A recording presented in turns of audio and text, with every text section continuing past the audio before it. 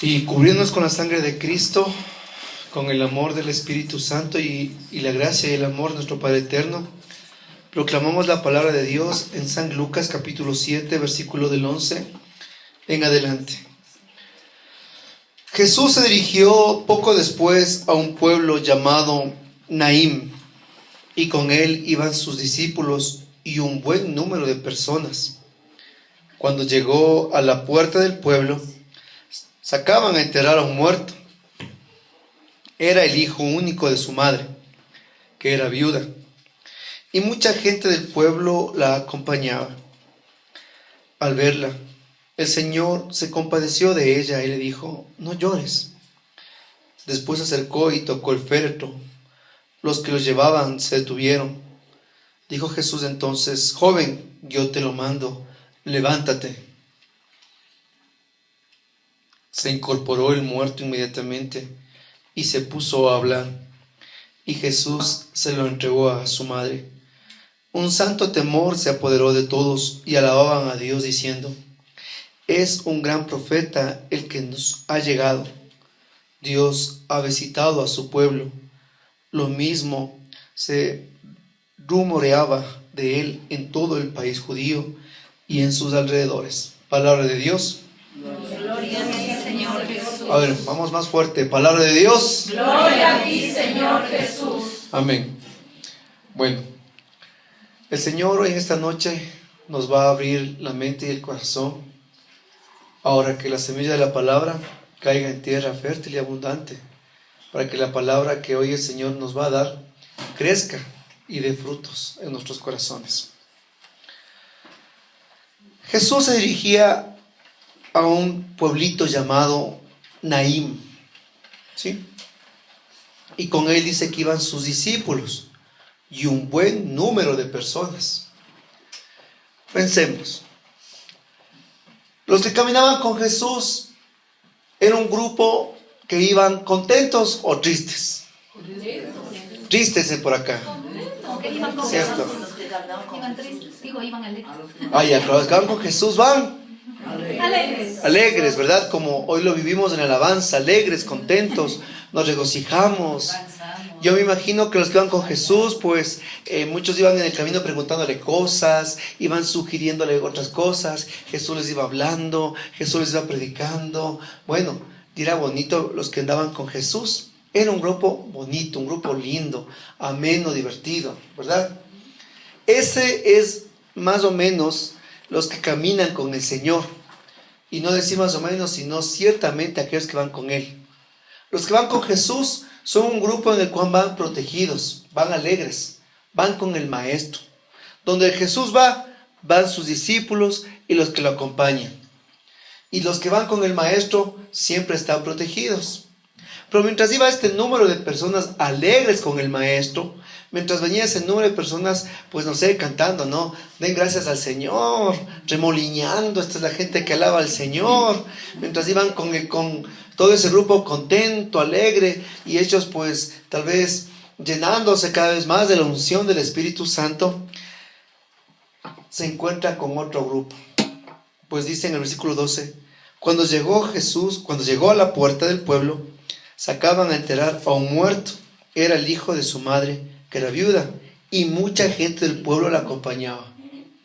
Dos grupos de personas: los unos que van con Jesús y los otros que salen a las puertas de este pueblo con un féretro, una viuda y un montón de gente lamentándose la situación de esta mujer.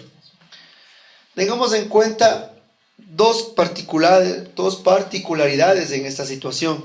La primera era que cuando una mujer judía enviudaba y tenía un hijo varón, entonces era una bendición, porque su hijo varón tomaba para ella su madre y las propiedades o los bienes que tenía. Administraba y salía el nombre de todas las propiedades al nombre de su hijo varón.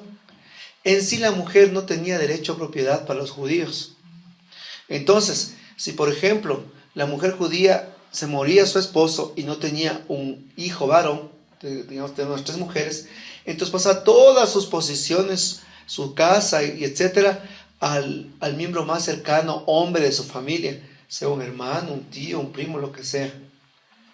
Entonces, si ya era una desgracia para una mujer que enviudaba, mucho más para una viuda a la cual había muerto su hijo.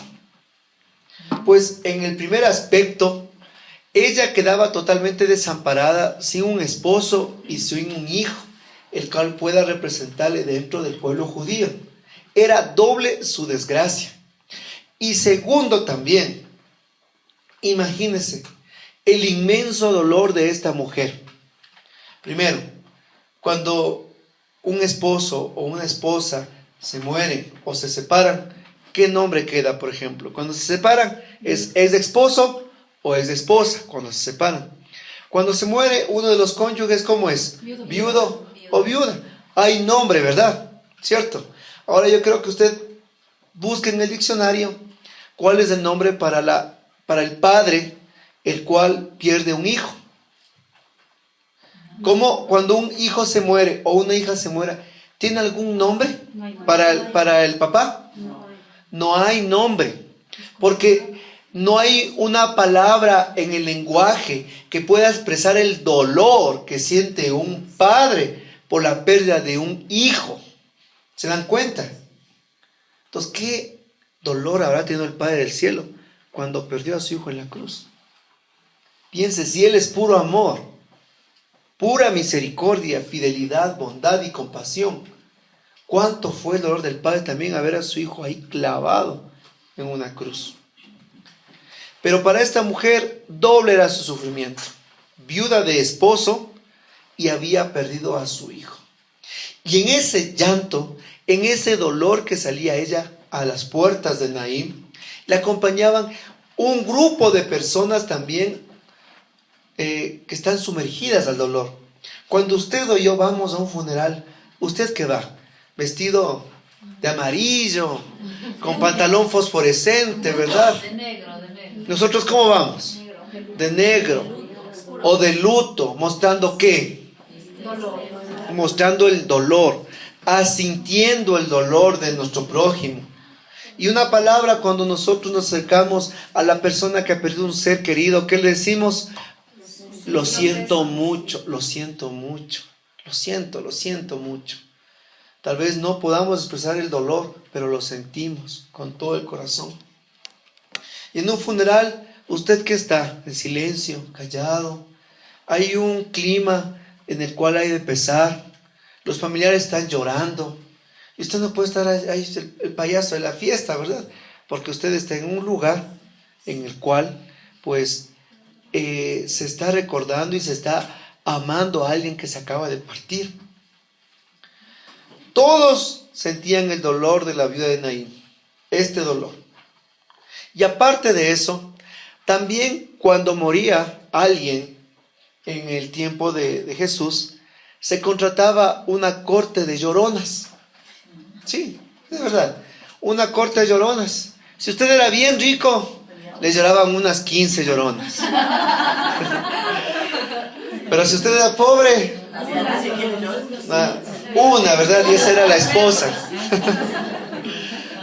Bueno, pero ahí iba una corte de lloronas.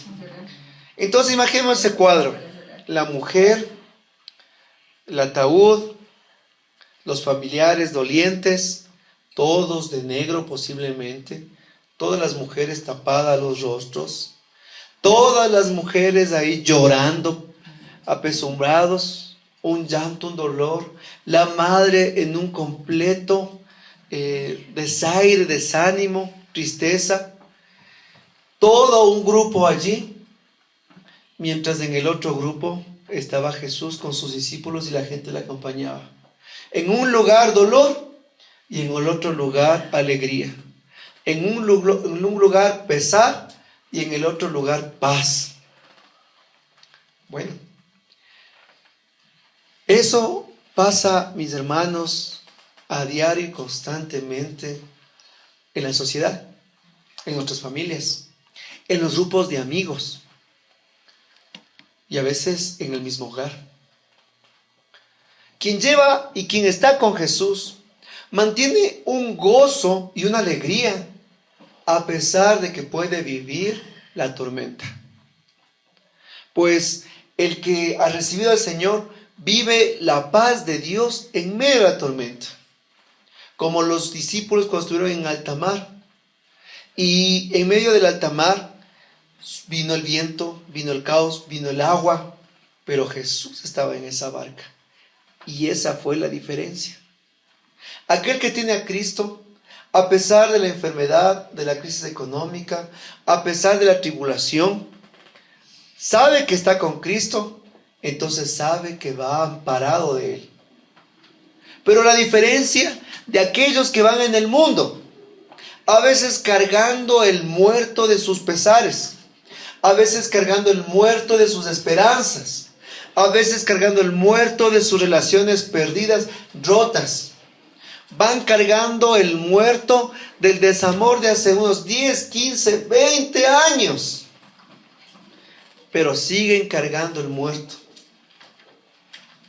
Los que están con Jesús van libres. No van llevando ningún ataúd. Y a ellos ya dejaron que los muertos entierren a sus propios muertos. Los que van con Jesús saben y entienden que es Él el que va al frente y que Él dirige su caminar. Los que van al otro lado van solo siguiendo un ataúd, a la muerte. Los que van con Jesús van a la vida eterna. Los que van acompañando a la viuda van simplemente a un sitio, a un final. Y ese es el sepulcro, el cementerio, el nicho. Póngale usted la palabra. Ahora, ¿quién quiere ser usted? ¿El que sigue a Jesús? ¿El que está en el grupo de Jesús? ¿O el que está en el grupo con la viuda de Naín? En dolor, en tristeza, en tribulación, en angustia. En el grupo de Jesús. Queremos estar en el grupo de Jesús. Yo digo, gloria a Dios, yo también quiero estar en el grupo de Jesús. Pero algunos somos medios hermanos que nos cambiamos de sitio, ¿verdad? Un día estamos con el grupo de Jesús y otro estamos en el otro grupo del frente. O nos quedamos en el medio parados sin saber qué hacer. Por eso el Señor dice, te prefiero caliente o frío, porque tibio te vomitaré. Mis hermanos, no hay medias tintas. Bien estamos con el Señor o bien estamos en el otro lado. Jesús dice, bien coges conmigo o bien desparramas. Bien eres blanco o bien eres negro. Pero hoy nosotros estamos llamados en verdad a caminar con Él. Porque a veces nosotros, hermanos, en verdad, nos encanta a nosotros estar aquí, alabando, cantando, glorificando, y nos sentimos en el grupo de Jesús.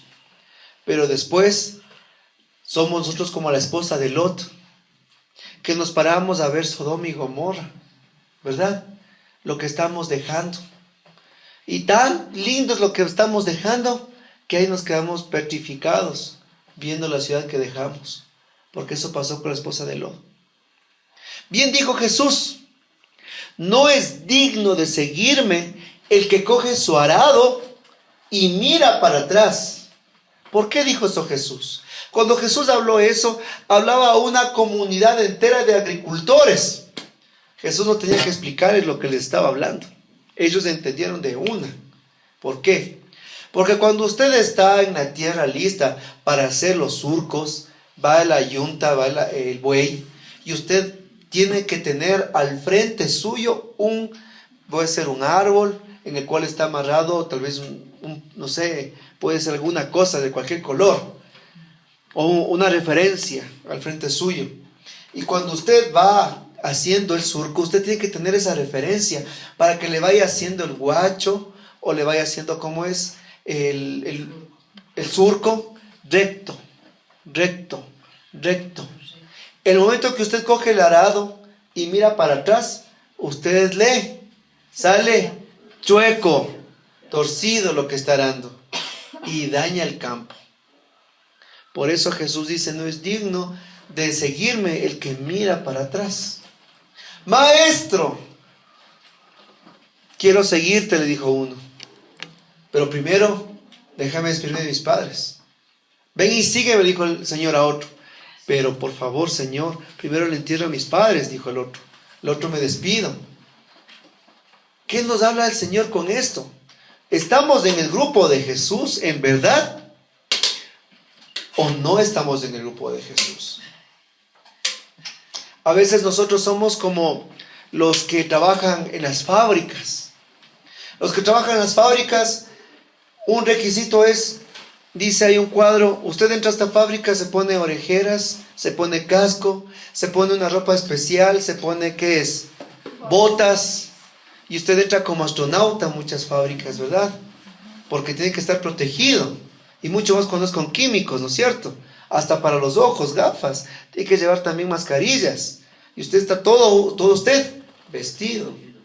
Pero cuando usted entra, ingresa, está, ve, trabaja, hace, usted tiene que salir. Cuando sale, ¿qué hace usted? Lo primerito. Exacto, se saca la ropa de trabajo y pone ahí. Nosotros, ¿cómo somos a veces en el grupo de Jesús? Mientras estamos en el grupo de Jesús, igual estamos vestidos de carismáticos, estamos vestidos de cristianos, de renovados, así como cuando el que entró a la fábrica. Pero cuando salimos, hermanos, también nos sacamos la vestidura de cristianos y nos ponemos después la primera que asoma. Tenemos que ser el grupo de Jesús aquí y en todos los lugares donde nos desarrollamos. No solo soy carismático del día viernes, de 6 a 8 o de 6:30 a 8:30. No. Estar en el grupo de Jesús es estar con Jesús en todo momento. Ahora, se toparon los dos bandos frente a frente. Imagínense. Yo creo que mientras iba por ahí saltando, pues Pedro y Juan y todos ellos contentos, de repente se quedaron quietitos. Y bla, la imagen. Una mujer llorando, su hijo en el ataúd y un montón de gente de negro ahí. Se quedaron frente a frente los dos grupitos. Y dice el verso 13, al verla, el Señor se compadeció de ella. ¿Cuál fue la actitud de nuestro Señor? De compasión. Tuvo compasión. Porque esa es la actitud de nuestro Salvador. Ese es Jesús. ¿Quiere conocerle a Jesús? Lea la palabra. Ahí ve usted cuáles son los sentimientos del Maestro. Ahí usted ve cómo el Señor se desenvuelve. A veces nosotros creemos conocerle a Jesús, pero no le conocemos. Porque una cosa es saber o haber escuchado de Jesús y otra cosa es haberle conocido a Jesús. Cuando muchas veces yo hablo con las personas y me hablan de Jesús de esto y que piensan que Jesús es revolucionario y que Jesús se fue a estudiar con Buda y que Jesús era un extraterrestre, entonces digo, ¿de cuál Jesús me está hablando usted? Hábleme del Jesús del Evangelio, el real, no el cual usted se está imaginando. Porque si usted lee el Evangelio, usted ve las características de la persona y una de ellas es esa: Jesús se compadece. Y se compadece ante la muerte de sus amigos. Muestra de eso fue en Juan capítulo 11, cuando murió Lázaro. Dice que Jesús se turbó. Cuando Lázaro murió, Jesús se turbó. Su corazón se turbó. Miren lo que es turbarse. Yo no sé, usted espero que esté conmigo enchufado en la palabra. Pero estamos viendo cómo Jesús tenía su corazón. Él se turbó, él sintió dolor, pena, angustia.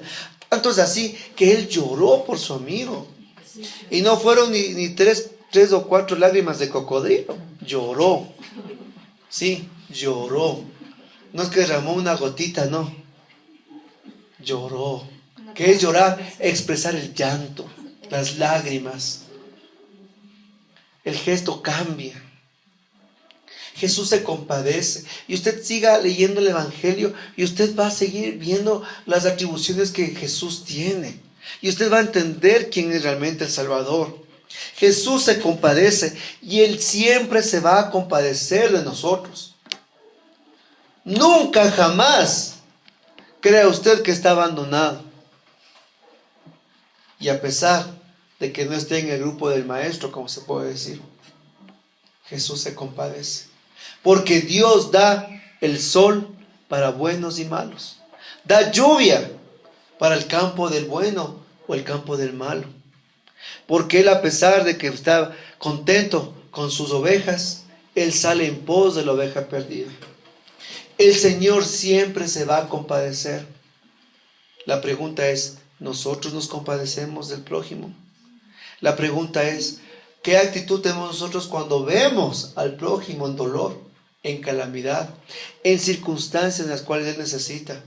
No muchas veces dinero, pero sí nuestras palabras de apoyo, sí una visita, sí una llamada. ¿Cómo es nuestra actitud? ¿Nos compadecemos? ¿Somos iguales a Jesús? ¿O simplemente nosotros nos conformamos con decir, sí, bueno, sí estamos orando por usted? Y ni se acuerda de orar. Somos como el maestro, en verdad.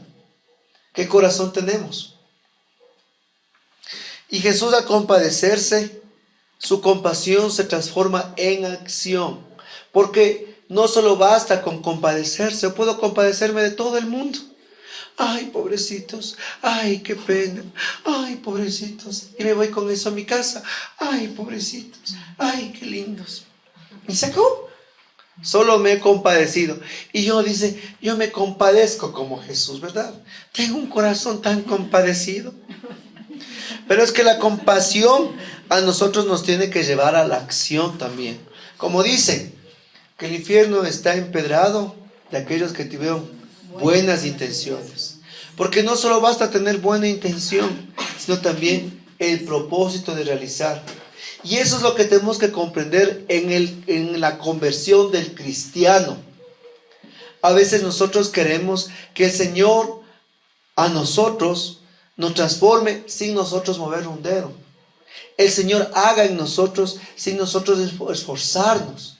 Bien va a decir en el capítulo 1 del libro de Josué, esfuérzate y sé muy valiente en cumplir la palabra de Dios, en la palabra que te doy. En el libro de Josué, esfuérzate y sé muy valiente. De allí, Jesús le dijo, no llores. Jesús le consuela, ve el dolor, las lágrimas. Después se acercó y tocó el féretro. Para ese momento, yo me imagino, ¿no? Ya cuando Jesús le dijo a la mujer, no llores, ya comenzaron a verse la cara a los apóstoles. Ya comenzaron a verse los demás que estaban con Jesús. Y ellos comenzaron a decir, milagro, milagro, milagro, milagro. Ellos estaban completamente seguros que Jesús iba a obrar. Sabían, ya le conocían, entonces ellos estaban de lo más tranquilos. También sumergidos en el dolor del prójimo, pero sabían que el Señor iba a obrar. De ahí dice que Jesús se acercó y tocó el féretro. Esto es maravilloso. Y la palabra de Dios a nosotros siempre nos va a sorprender. La palabra del Señor siempre nos va a cuestionar. Y la palabra de Dios siempre es nueva y diferente. El Señor, al acercarse y tocar el féretro, dice que todos los demás se detuvieron. En ese momento había un silencio. Ni los celulares sonaban, ¿verdad? Nada. Nadie contestaba llamadas. Había una gran expectativa en los dos bandos. Había una gran expectativa en aquellos que no le conocían a Jesús. Pero en aquellos que le conocían al Maestro tenían seguridad. Jesús se acerca, toca el féretro y de la boca de Jesús emana unas palabras, las cuales dicen, joven, yo te lo mando, levántate. Las palabras las cuales Jesús ese momento habla a nuestro Salvador son palabras que trascienden la vida natural, el mundo natural. Palabras que trascienden un cuerpo muerto, un cuerpo inerte. Palabras que trascienden la misma dimensión espiritual. Palabras que trascienden todo y estremecen el mismo universo. Jesús le estaba pidiendo que el espíritu de este joven, que había abandonado ya su cuerpo y que ya estaba en la gloria de Dios, vuelva nuevamente y le dé vida. Jesús le estaba dando nuevamente el soplo de vida a este joven. Jesús le estaba nuevamente dándole una vida que este cuerpo ya había dejado. A la palabra de Jesús, mi hermano, el espíritu de este joven vuelve y él vuelve a la vida. Pues dice, se incorporó el muerto inmediatamente. Ah, no, pues que yo me imagino hasta ese momento cómo estaban. Seguían las lloronas, ¿no? Ay, después Jesús se acerca y seguía las lloronas. Ay, Jesús sí, le dice, joven, te digo, a ti, levántate. Ahora las lloronas no lloraban del dolor, sino del susto. ¿Cierto? Imagínense, se levantó, se incorporó el muerto de una. Ni siquiera fue como cuando dijo que Elías por 7 veces acostó encima de aquel joven que estaba en la casa, sino que fue tac, inmediato. Joven, levántate, pum, así, de una, tac, resorte. Para que nos demos cuenta primero 2 aspectos. El primero, solo ante la voz de Dios puede suceder esto. Jesús es Dios. Cuando algún rato ustedes les salgan con cuentos de que Jesús era esto, de que Jesús no es Dios, que Jesús es el Hijo, pero no es Dios, entonces diga, una pregunta, discúlpeme, ¿quién es el único que puede levantar muertos? Dios. Entonces dígale usted, Lucas capítulo 7. ¿Cómo es que le dijo, joven, a ti te digo, levántate? Joven, yo te lo mando, levántate. Yo te lo mando. Clarito, yo, dice el Señor. Porque Jesús tiene poder en el cielo, en la tierra y en los abismos. Porque Jesús es Dios y Señor. Porque es el único que puede restaurar lo que ya está deshecho. Porque es el único que puede dar vida a lo que ya está muerto. Porque es el único que puede sanar lo herido. Porque es el único, mis hermanos, que nos puede levantar a nosotros de donde hemos caído. Jesús es el único que puede solucionar tu vida y mi vida. Solo Jesús es el único que puede sacarnos de una crisis de nuestras vidas con una palabra de Él. No busquemos nosotros en el momento de la tribulación o de la enfermedad cosas que no son de Dios, porque se nos asoman cada uno con un montón de cosas, ¿verdad? Esto está enfermo y comienzan a decirle, vea, venga, yo tengo una fórmula, dice, ¿verdad? Váyase acá, tal vez a que le hagan una limpia, váyase por acá, tal vez a que le froten tal vez alguna cosa media extraña, o por si aquí dicen, yo, ¿sabe qué? Le conozco, yo sé del hermano Gregorio para que usted le sane. Y nosotros buscamos serie de caminos erróneos. Y el único que puede solucionar, hacer y levantar es Jesús. No hay otro nombre por el cual nosotros tengamos salvación.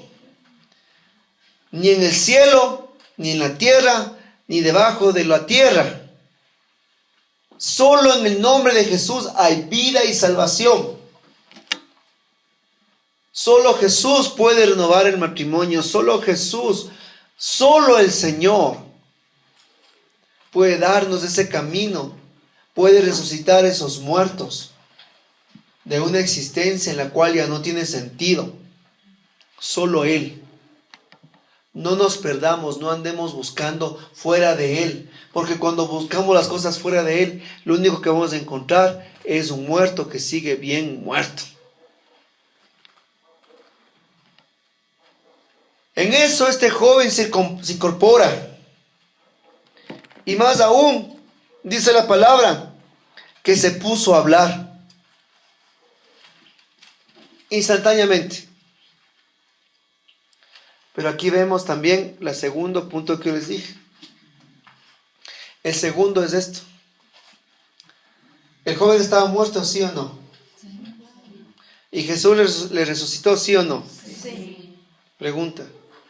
¿El joven hasta ahora sigue vivo? No. 2000 años después. No, murió. Acá dice mi hermana, ya se murió hace rato, dice.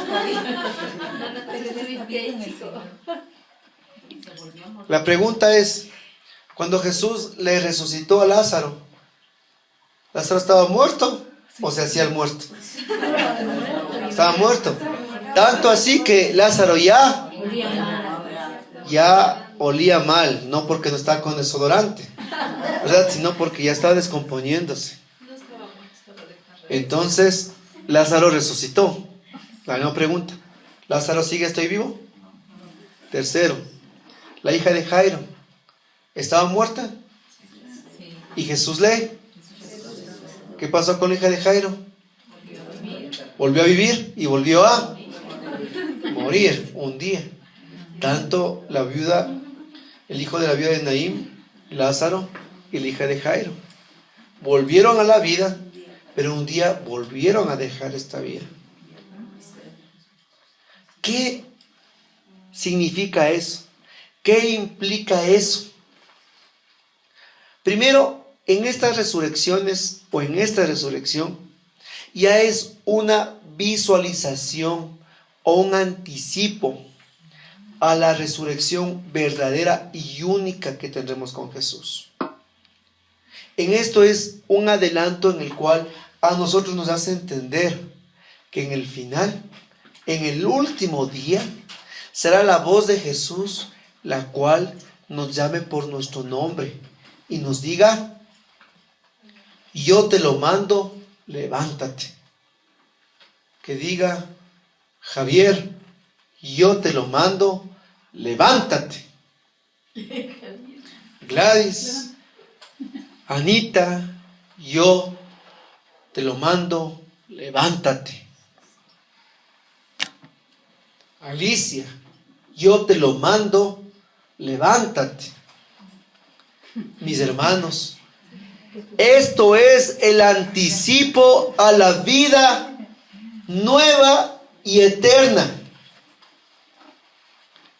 que al final, cuando nosotros tengamos que morir en esta vida, sea después la voz de Jesús que escuchemos en la eternidad, la cual nos diga nuestro nombre: yo te lo mando, levántate. Porque así como dijo el apóstol San Pablo, que el Espíritu Santo es el anticipo, dice. ¿Se han leído?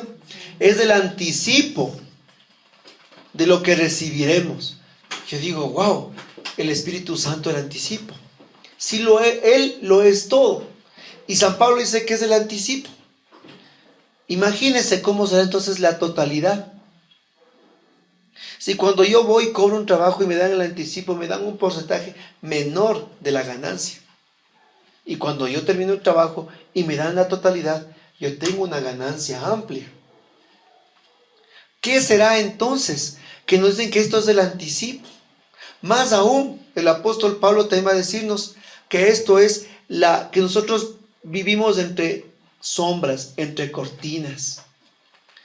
Y un día nosotros lo veremos a Él cara a cara. Que hoy nuestra fe es entre cortinas. Dese cuenta, una vez explicaba esto a mis hermanas. Les digo, entre cortinas, nosotros miramos aquí una ventana, vemos las cortinas. Usted que ve aquí, ¿La calle o las cortinas? Las cortinas.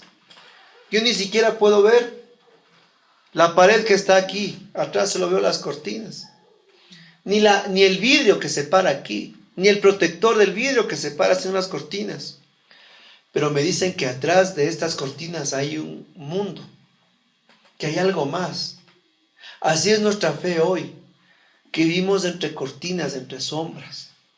Y cuando se acabe esta vida, entonces nosotros le veremos a Él cara a cara, sin cortinas. Y es allí cuando yo me preguntaba y me cuestionaba y me molestaba y me dolía las palabras de Jesús que decía que cuando nosotros estemos allá, seremos como ángeles. Y le preguntaban al Señor, una mujer tuvo un esposo y se le murió. Dice la ley que el hermano tenía que cogerle. Vino el otro, la tomó y también se murió. Y total, eran 7 hermanos. Y los 7 se casaron con ellas. Dice, en la resurrección de los muertos, ¿cuál será la esposa? Van a estar los 7 ahí entre cara y sello, ¿verdad? ¿Cuál será el marido? La esposa. Muy bien, ahorita la única que corrigió. ¿Cuál será el marido de la esposa? Entonces Jesús dice, no han comprendido. Porque los que le preguntaban era para hacerle caer una trampa a Jesús. No será así, dice. En la vida eterna serán como ángeles. Ya no necesitarán los hombres y las mujeres casarse. Entonces, ¿ya cómo? Decía yo, entonces, ¿qué será que nos van a borrar el disco duro? Decía yo. ¿Será que llegas allá y se acabó y lo que viviste, lo que amaste y lo que fuiste, todo lo que pasó, qué sucedió? Entonces, en esa tristeza, en ese cuestionamiento que yo estaba, una vez yo leí un librito y este librito decía sobre una historia. Alguna vez lo que les conté, pero les vuelvo a contar sobre esto. Cuento una vez en esta historia que había una princesa. Esta princesa dice que era muy amada por su padre el rey en un castillo hermoso, pero que ella tenía la prohibición de meterse con los aldeanos a jugar, pero que ella se ha encontrado un escondite secreto y bajaba siempre de sus aposentos reales abajo, dice el pueblo, dice que jugaba y ahí se enamoró de un chico. Se enamoraron y fue su amor de juventud, un amor en el cual pues ella estaba completamente perdida. Ella era la princesa, pero estaba enamorada de un plebeyo, exacto. Acá dijo de un enamorado, dice. Bueno, de un plebeyo. De un bello, dice acá. Entonces, cuando ella ya cumplió su mayoría de edad, su padre dice que fue a visitarle esa mañana y le dijo, mi amor, has cumplido la mayoría de edad, entonces tu deber hoy como ya una persona adulta, como princesa de este reino y como futura reina, tienes que cumplir con las obligaciones de tu pueblo. Y esa es que yo te he dado a ti de compromiso tu mano para que te cases con el príncipe de las tierras altas, las cuales siempre hemos tenido problemas políticos. Tú al casarte con él, se soluciona todo, porque tenemos un reino más grande, más próspero, libre de problemas. Imagínense, ella estaba enamorada de otro, y le dicen de la noche a la mañana, casarte con alguien que ni siquiera conoces. ¿Cómo se sentiría usted? Mal. Acá dicen, no sé. ¿Acá qué dice? Me muero. Hecho pedazos. Me muero. ¿Usted qué dice por allá? A la final, ¿cómo es cuento? Dice. Bueno. Pero ella se sintió hecho pedazos. Entonces sabía ella la importancia la cual tenía que ella asumir. Así que ese mismo día bajó nuevamente por ese lugar secreto y se encontró con su amado, con su enamorado, con su sastrecillo valiente por acá. Todo el humilde con ropas andrajosas, porque era un chico muy humilde, demasiado pobre. Y ella como también iba con ropas muy pobres, le dijo a él entre abrazos, sonrisas, últimos besos: mi amor, tengo que dejarte. Pero ¿cómo? Tú me amas y te amo, yo te amo, pero ¿por qué? Como esos amores imposibles, ¿verdad? Como el gato que le da un beso al pez, así, imposible. Entonces, él se separa de ella y ella se separa, toda ella llorando, triste, con el corazón roto. Levante la mano el que alguna vez le han roto el corazón. Así es a medias, así de veras. A ver, ¿quién levante la mano a quién le han roto el corazón? Qué bestia, nunca le han roto el corazón a la reita, vean. Es que yo soy experta en romper, dice, los corazones. Acá, alza la mano. Ya alzó, acá. ¿Sí le han roto el corazón? ¿Te han roto el corazón? ¿Te han roto el corazón? Sí, sí. Muy bien. ¿Le han roto el corazón acá, mi hermana, también? ¿Sí le han roto el corazón? ¿Han sentido el dolor de un corazón roto? Sí, sí, todos hemos sentido, ¿verdad? Lance la mano, ¿cómo es? Lance la primera piedra, digo, alce la mano. Aunque aquí primera persona que encuentro en grupo oración que ha sido experta en romper corazones. Muy bien. Ana Fay también, ¿verdad? Hay una, dice. Bueno, no muchos, dice. Bueno, los que han sentido el dolor de sentir esa ausencia del ser amado, saben cómo se sintió la chica. Entonces, bueno, pasaron exactamente 6 meses que iban a casarse. Ella nunca más le volvió a ver a su joven.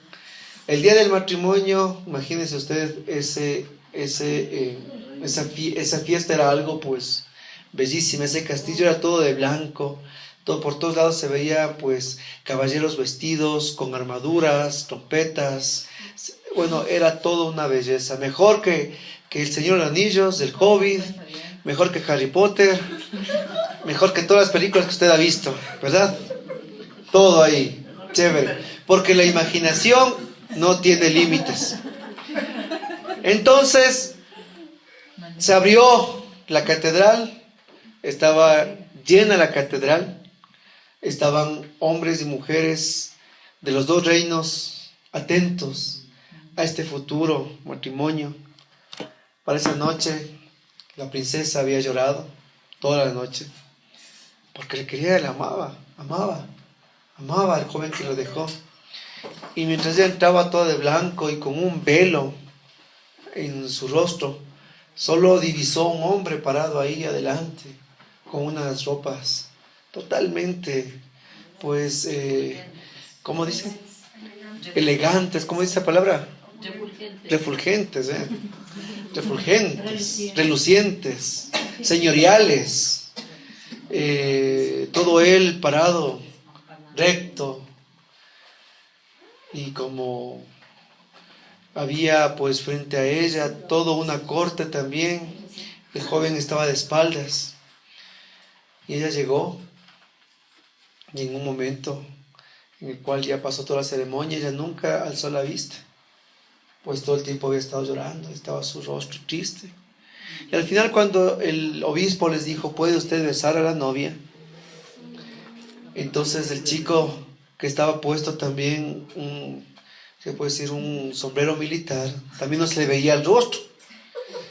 Entonces, todo misterio, es que es una historia misteriosa. Él le levanta el velo, a la chica, y ella le alza a ver, y yo, sorpresa. ¿Qué cree usted? Era el mismo chico. Era el mismo chico. Vea, mi hermana, pero si estaba con las manos sudando. Era el mismo chico, era el mismo muchacho. Y él también con los ojos rojos, tristes, y su rostro transfigurado de la pena. Bueno, y ambos se quedan viendo. Él tampoco sabía. Él tampoco sabía, pues.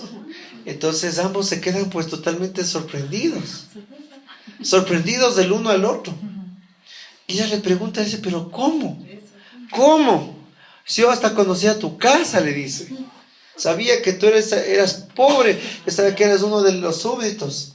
Entonces le dice que él, también sofocado por toda la presión de su papá, él se escapaba. Y las casualidades se encontraron y se enamoraron. Y yo, sorpresa, que al rato que dijo acepta, ni siquiera hablaron porque se lanzaron a besarse. Y los reyes que estaban viendo desde arriba en un balcón se felicitaron por ser tan sabios.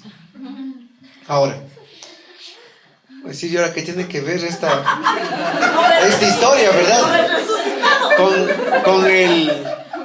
Con el ¿cómo es? Con el hijo de la viuda de Naín. Si esto más parece la novela, ¿cómo es? ¿Cómo es del amor? Todo vale, ¿cómo es? Porque el amor manda, porque el amor manda. Ya aparece la historia de Jesús y Alma, ¿verdad? Bueno, entonces, en esta historia de amor, ¿por qué les digo esto? ¿Y por qué tiene relación también con este joven? Y a lo que les decía sobre Jesús, que cuando nosotros lleguemos a la vida eterna seremos como ángeles. Porque en la vida, ¿a cuántos seres nosotros hemos amado? Hable. Su padre, su madre, sus hermanos, sus hermanas, su esposo un día, su esposa será otro día, sus hijos, sus hijas. ¿Y a cuántos más usted en la vida no ha amado? ¿A cuántas? A sus nietos. Acá me llaman de nietos, hablan ya, ¿verdad? Y por allá me hablan de bisnietos. Imagínense. Ya cómo hemos amado y entregado el corazón a tanta gente linda en la vida, a nuestros hermanos en la fe, a amigos, bueno. Y saben que una cosa, mis hermanos, y el día en que nos toque partir y dejar todo esto, como aquella chica que partió y dejó todo lo que amaba, su juventud, su amor, toda aquella su ilusión que tenía ella, para un día ir al encuentro de ese novio. Y el día que se abran las cortinas de esta vida, cuando se desvele ese velo de nosotros miraremos y contemplaremos que al que siempre hemos amado ha sido a Cristo. Al que siempre hemos amado ha sido a Él que estuvo siempre en mi esposo, en mi esposa, en mis hijos, en mis nietos, en mi madre, en mi padre, y que en Él todos somos uno, y que en Él nos saciaremos, nos llenaremos, y la eternidad no bastará para estar cara a cara frente del novio, porque ha sido siempre Cristo, el enamorado, el novio, el prometido, el príncipe escondido, el que se hacía ver un día con ropas de mendigo, pero que a la final siempre fue el novio. Ese es Cristo. Porque Él dijo, yo estoy en los más pequeños. Porque dijo, vengan a la derecha, a la casa de mi Padre, porque estuve desnudo y me vestiste. Estuve preso y me visitaste. Estuve enfermo y fuiste donde mí. Exactamente, ahí estuvo Cristo. Entonces, en Él, mis hermanos, viviremos en la plenitud de los hijos de Dios. Por eso es que toda esta historia se complementa en esta pequeña historia. Que nosotros somos igual que la princesa. Usted ama en esta vida. Usted llora en esta vida. Tenga en cuenta que el que siempre amó y el que siempre lloró fue a Jesús. Y que al final nosotros nos volveremos a encontrar en el mismo novio y en el mismo amor. Amén. Entonces, Un santo temor se apoderó de todos y alababan a Dios diciendo: es un gran profeta el que ha llegado. Dios ha visitado a su pueblo. Lo mismo se rumoreaba de él en todo el país judío y en sus alrededores. ¿Qué dice que se apoderó de todos? Un santo temor. Imagínense. Un santo temor. Y una cosa más, ya dando la vuelta final a esta predicación. Que no le metan gato por liebre, ni le pongan miedos en la cabeza. Con lo que saben, lo típico de decir: ¿qué habrá después de la muerte? ¿Qué habrá en el más allá? ¿Qué existirá? Una sola cosa, mis hermanos. Sabemos que hay más allá. Y ese tiene un nombre y se llama Jesús. Jesús nos demuestra de que hay una vida después de esta vida. Jesús nos demuestra enfáticamente que tenemos un espíritu inmortal. Jesús nos demuestra en este pasaje que nosotros en Él tenemos resurrección y vida. Quien crea en mí, aunque haya muerto, vivirá. Ahora, los dos bandos se transformaron en un solo bando. Todos alababan a Dios y a todos les vino un santo temor. Ya no era solo el bando de los que estaban con Jesús y el bando de los que estaban con el muerto. Ahora eran todos de un solo pastor. Y todos decían alabando a Dios: miren, es un gran profeta el que ha llegado. Dios ha visitado a su pueblo. Todos, mis hermanos, estamos llamados nosotros a transformar el corazón en el poder del Espíritu Santo. No puede ser posible que nosotros que decimos que estamos con Jesús, que estamos con Cristo, no llevemos la luz, la esperanza, el amor y la alegría de los que comparten con el Señor. No puede ser que en los lugares donde nosotros nos desarrollamos y nos inmiscuimos, no llevemos esta gracia de Dios. Y sí, también nosotros en el nombre de Jesús podemos pedirle al Señor que levante a muchos que están caídos, muchos que están con dolor, muchos que tienen depresión, muchos que tienen problemas en sus corazones y en sus vidas. Con una sola palabra que nosotros podamos darla en el nombre de Jesús. ¿Cómo es posible que nosotros teniendo la palabra en nuestra boca, porque eso dice que la palabra ya mora en nuestra boca, que hemos experimentado el gozo de la salvación, el poder del Espíritu Santo, cuando alguien nos comparte, nos abre su corazón y nos cuenta algo de su vida, nosotros no decimos ni pío? Tenemos nosotros la solución que es del Señor, y el momento nosotros no hablamos, nos callamos. ¿Somos mensajeros de las buenas nuevas? Amén. Entonces, cuando por ahí nos encontramos a esas personas o a ese bando o a aquellos que están en dolor, en sufrimiento, mostrémosle a Jesús, mostrémosle al Señor. Y que la gracia que Dios también hace en nosotros, que hemos sido aquellos que han muerto y hemos vuelto a la vida, porque también hemos sido esos nosotros. Nosotros también hemos sido los jóvenes, el cual murió y Jesús resucitó. También eso sea el testimonio. Porque al igual que Lázaro, este joven al que le veía, no era necesario que él ni hable, sino que solo le veían y es el que resucitó. Y cuando iban a la casa de la viuda, golpeaban la puerta, para asegurarse. Golpeaban la puerta. Salía la mamá. Sí que quieren. Disculpe, aquí es donde vive el muerto, decían, ¿verdad? Aquí es donde vive el muerto. Sí, vengan a verle a mi hijo. ¿Por qué? Porque solo él caminaba y era el testimonio viviente del poder de Dios. Usted tiene que caminar, usted tiene que ir por los lugares donde usted se desarrolla, y a usted tienen que decirle algo. Y cuando le digan estas palabras, usted, mi hermano, va a entender que usted está siendo testigo de Jesús. A usted tiene que decirle, ¿y usted qué es? ¿Usted qué tiene? ¿Por qué? Porque algo diferente tiene usted.